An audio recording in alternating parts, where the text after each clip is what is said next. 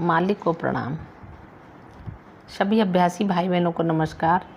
पद्धति की समझ। आगे अभ्यासी भाई कहते हैं, और आध्यात्मिकता हमें उड़ान भरने के लिए तैयार करती है। पार्थसारथी, आध्यात्मिक जीवन ये हमें कैसे तैयार करती है?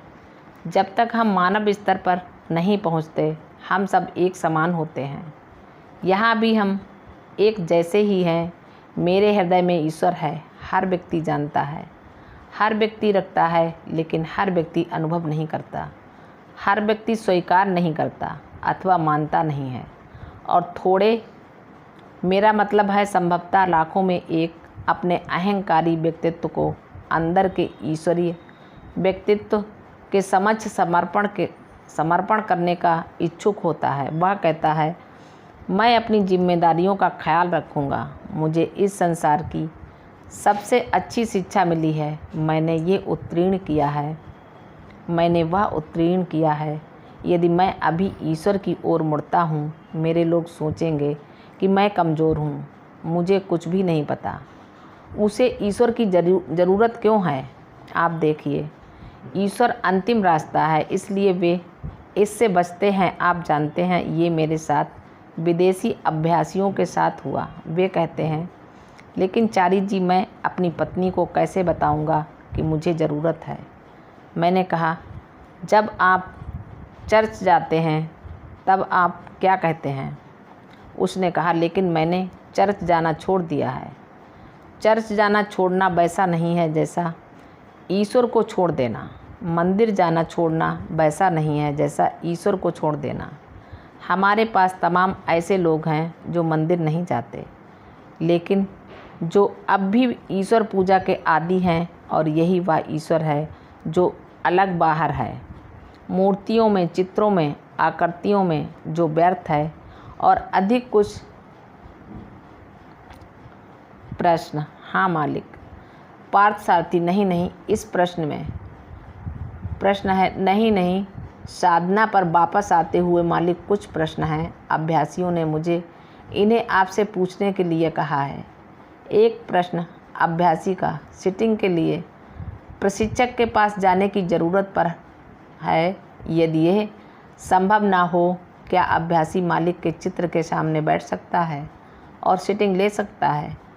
पार्थसारथी, नहीं, ये फिर से मूर्ति पूजा हो जाएगी।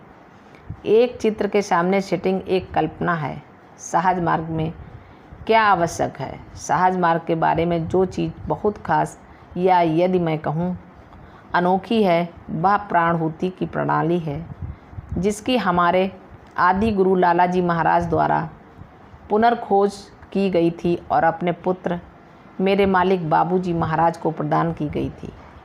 लालाजी महाराज ने कहा है कि प्राणहुति ईश्वरीय ऊर्जा का मनुष्य के रूपांतरण के लिए उपयोग है। ईश्वरीय ऊर्जा का उपयोग कोई निम्नतर ऊर्जा हमारा रूपांतरण नहीं कर सकती। जीवन की ऊर्जा हमारा रूपांतरण नहीं कर सकती। ये हमारी मदद कर सकती है। ध्वनि शक्ति हमारा रूपांतरण नहीं कर सकती। इसलिए मंत्र और तंत्र सब व्यर्थ हैं। प्रकाश शक्ति सहायता नहीं कर सकती। ऐसे ही दीपक और ऐसी ही सारी चीज़ें, रोशनियाँ हमारी सहायता नहीं कर सकती। और दूसरी कौन सी ऊर्जा? भोजन की ऊर्जा एक केवल मेरे शरीर को प्रभावित कर सकती है। विष, ये केवल मेरे शरीर को प्रभावित कर सकता है। इनमें से कोई भी आध्यात्मिक जीवन को प्रभावित नहीं कर सकता। प्राणहुति ईश्वरीय ऊर्जा के रूप में ही वह चीज़ है जो अंतरात्मा को हिला सकती है। बाबूजी एक उदाहरण दिया करते थे। मान लीजिए आपका कमरा धुएं से भरा हुआ है। क्या आप एक झाड़ू लेकर इसे भगा सकते हैं? आप ऐसा नहीं कर सकते। यदि आप थोड़ी सुगंध मिला देते हैं, ये बदबू करने लगेगा, तो आप क्या करते हैं? खिड़कियाँ और दरवाजे खोल देते हैं और हवा इसे साफ़ करके बाहर कर देती है।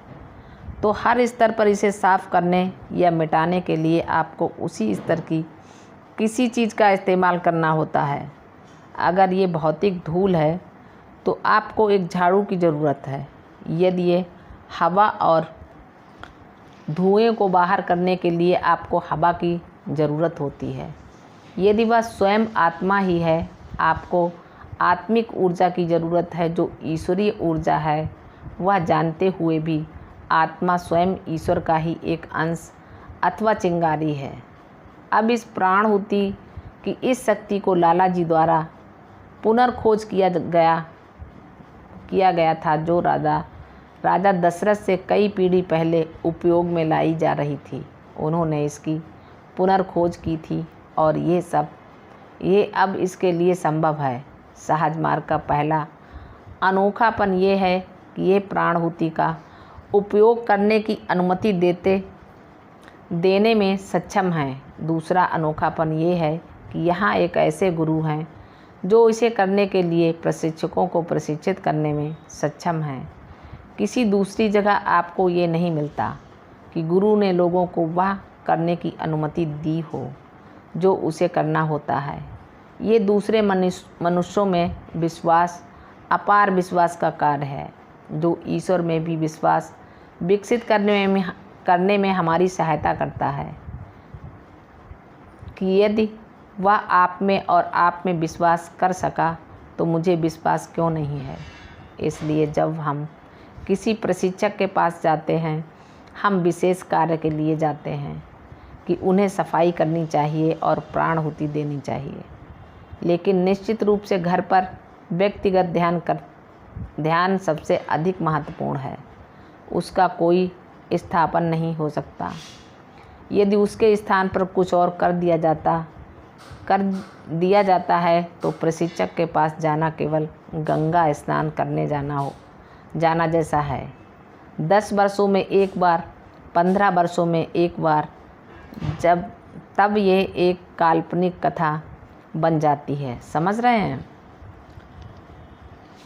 अभ्यासी मालिक, क्या एक व्यक्ति प्रशिक्षक से सीटिंग ले सकता है अथवा सत्संग में सम्मिलित हो सकता है जब वह शारीरिक रूप से स्वस्थ नहीं है?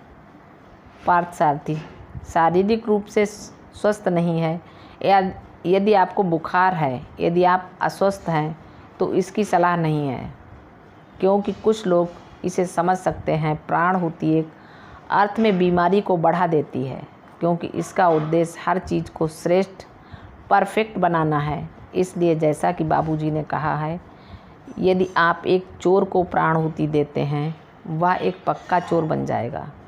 इसलिए यदि आप उसे प्राणहुति देना चाहते हैं, सबसे पहले आपको उसकी सफाई करनी चाहिए। डकैती की, चोरी की, झूठ बोलने की और इस सारी प्रवृत्ति को हटा दीजिए, फिर प्राणहुति दीजिए।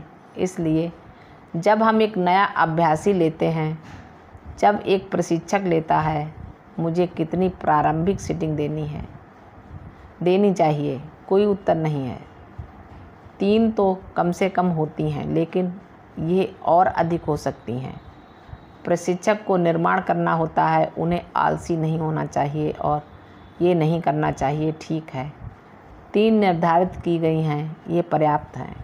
स्वयं बाबूजी को एक अभ्यासी को 22 सीटिंग देनी पड़ी थी, इससे पहले कि वह प्राणहुति देना शुरू करते।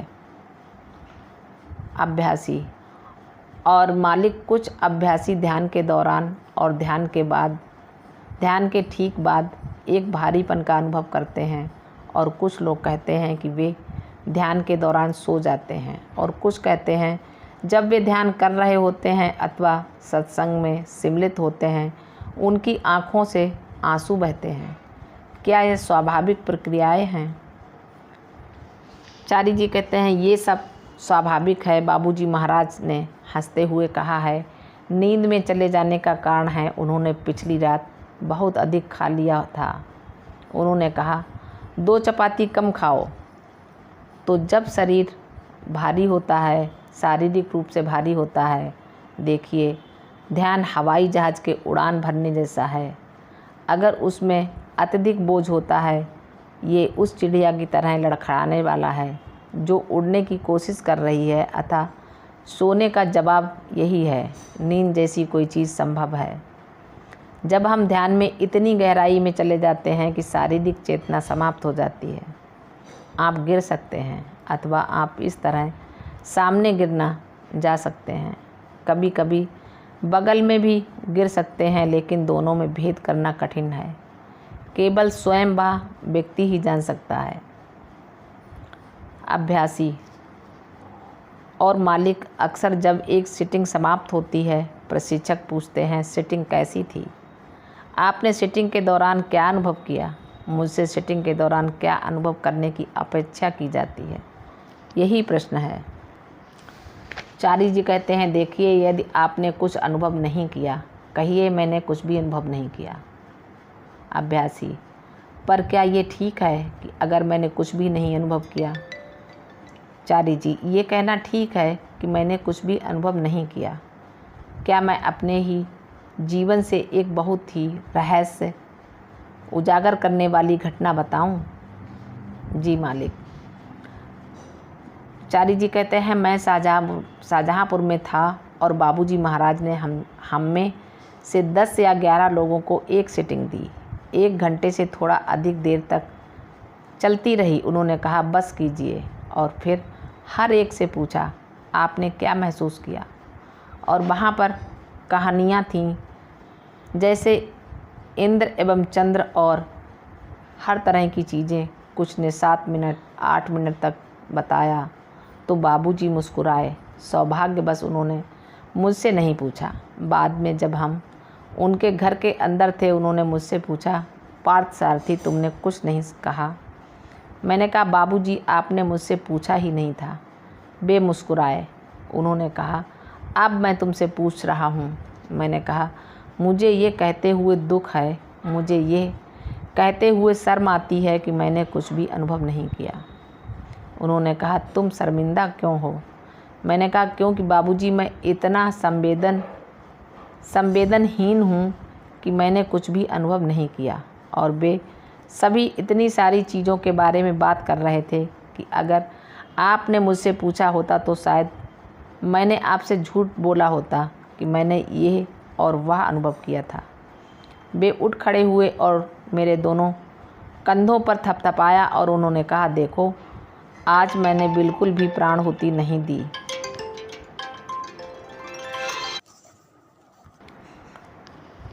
तो सच्चा होना अच्छी बात है। मालिक को प्रणाम। सभी अभ्यासी भाई बहनों को नमस्कार।